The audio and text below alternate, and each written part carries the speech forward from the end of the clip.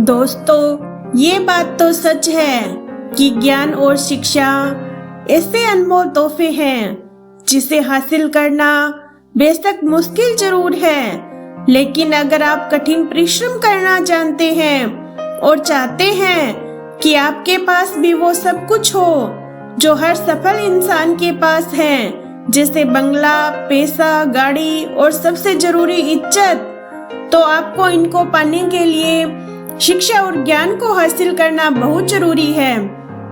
इसलिए आज मैं आपके लिए एक कहानी लेकर आई हूँ जिससे आपको शिक्षा और ज्ञान का महत्व समझ में आएगा। एक बार की बात है, एक राजा अपने सिपाहियों के साथ जंगल में शिकार के लिए गया, लेकिन अचानक बारिश का मौसम होने की वजह से आकाश में अंधेरा छाने लगा। राजा अपने महल से भटक गया और सिपाहियों से अलग हो गया। भूख, प्यास और थकावट की वजह से उस राजा की हालत बहुत बुरी हो गई थी। राजा बहुत परेशान हो गया, लेकिन कुछ वक्त बाद राजा को 3 बच्चे दिखाई दिए। तीनों बच्चे काफी अच्छे दोस्त लग रहे थे। राजा ने उन तीनों बच्चों को अपने पास बुलाया और कहा, क्या तुम मेरे खाने के लिए खाना और पीने के लिए पानी ला सकते हो? ये सुनकर तीनों बच्चों ने कहा, जी हम अभी घर जाकर आपके लिए कुछ लेकर आते हैं। ये कहकर तीनों बच्चे अपने गांव की तरफ भागे और अपने अपने घर से राजा के लिए खाने के लिए काफी कुछ लेकर आए। राजा बच्चों के जोश और प्यार को देखकर बहुत खुश हुए और तीनों बच्चों से एक सवाल पूछा, बच्चों, मुझे आज तुम तीनों से मिलकर बहुत खुशी हुई है। तुम अपने जीवन में क्या करना चाहते हो? मुझे बताओ, मैं तुम्हारे लिए कुछ करना चाहता हूँ। बोलो, तुम्हें क्या चाहिए?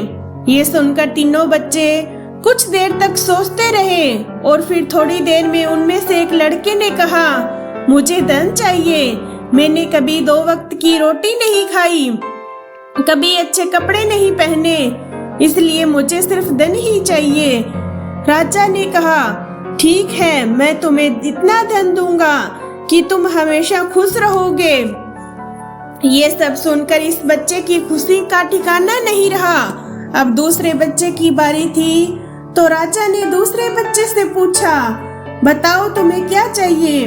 दूसरे बच्चे ने कहा, मैं चाहता हूँ कि मुझे एक बंगला, घोड़ा गाड़ी मिल जाए, क्योंकि मेरा घर छोटा है और बहुत बुरी हालत में है। ये सुनकर राजा ने कहा, ठीक है, मैं तुम्हें बाला और घोड़ा गाड़ी दे दूंगा। तब तीसरे बच्चे की बारी थी, तो राजा ने तीसरे से पूछा, बताओ तुम्हें क्या चाहिए? तीसरे बच्चे ने कहा, मुझे ना धन चाहिए और ना ही बंगला, मुझे आप ऐसा आशीर्वाद दीजिए कि मैं विद्वान बन जाऊं और शिक्षा पूरी होने के बाद अपने देश की सेवा करने के लायक बन जाऊं। जब राजा ने तीसरे बच्चे की बात सुनी, राजा तीसरे बच्चे से बहुत खुश हुए और राजा ने उस तीसरे बच्चे के लिए सर्वोत्तम शिक्षा का इंतजाम करवाया। तीसरा बच्चा बहुत मेहनती था, इसलिए दिन रात एक करके उसने पढ़ाई की और बहुत बड़ा विद्वान बन गया। और सही वक्त आने पर राजा ने उसे अपने राज्य का मंत्री बना दिया। अचानक राजा को सालों पुरानी वो घटना याद आ गई। राजा ने मंत्री से कहा, कई सालों पहले तुम्हारे साथ जो 2 बच्चे थे, अब उनका क्या हाल है? मैं एक बार जानना चाहता हूँ। तुम तीनों से एक साथ फिर से मिलकर काम करो, अपने तीनों दोस्तों को कल खाने पर आमंत्रित कर लो। मंत्री ने अपने दोस्तों के पास ये संदेश भेज दिया। अगले दिन तीनों दोस्त राजा के सामने उपस्थित हुए। राजा ने कहा, आज मैं तुम तीनों को फिर से एक साथ देखकर बहुत खुश हूँ। राजा ने मंत्री के कंधे पर हाथ रखकर कहा, इनके बारे में तो मैं जानता हूँ, तुम दोनों मुझे अपने बारे में कुछ बताओ। ये सुनकर जिस लड़के ने धन मांगा था, उस लड़के ने कहा, महाराज, मैं बहुत परेशान हूँ। आपने जितना धन मुझे दिया था, उतना धन पाकर मैं बहुत आलसी हो गया और मैंने बहुत से बेकार चीजों में अपने धन को बर्बाद कर दिया और मेरा बहुत सारा धन चोरी भी हो गया। इसलिए मैं आज उसी हालत में हूँ जिसमें आपने मुझे पहले देखा था। ये सुनकर राजा ने दूसरे लड़के से पूछा, बताओ तुम कैसे हो? दूसरे लड़के ने जवाब दिया, महाराज मेरा भी कुछ ऐसा ही हाल है।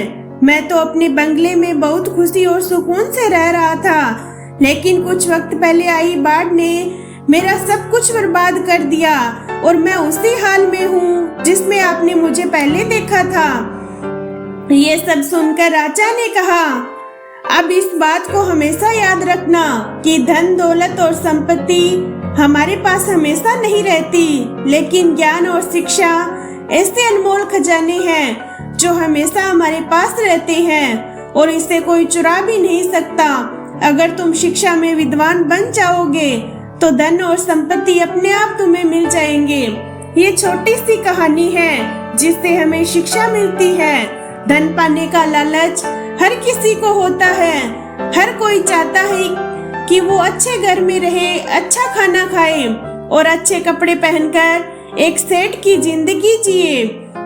लेकिन ज्ञान और शिक्षा के बिना अगर आपको बंगला, पैसा, गाड़ी मिल भी जाए तब भी वो आपके लिए किसी काम का नहीं, क्योंकि तब आपको समझ ही नहीं आएगा कि इसे संभालना कैसे है। धन्यवाद दोस्तों। ये छोटी सी कहानी आपको कैसी लगी कमेंट में जरूर बताना। मिलते हैं अगले वीडियो में, तब तक के लिए मुस्कुराते रहिए। Bye bye.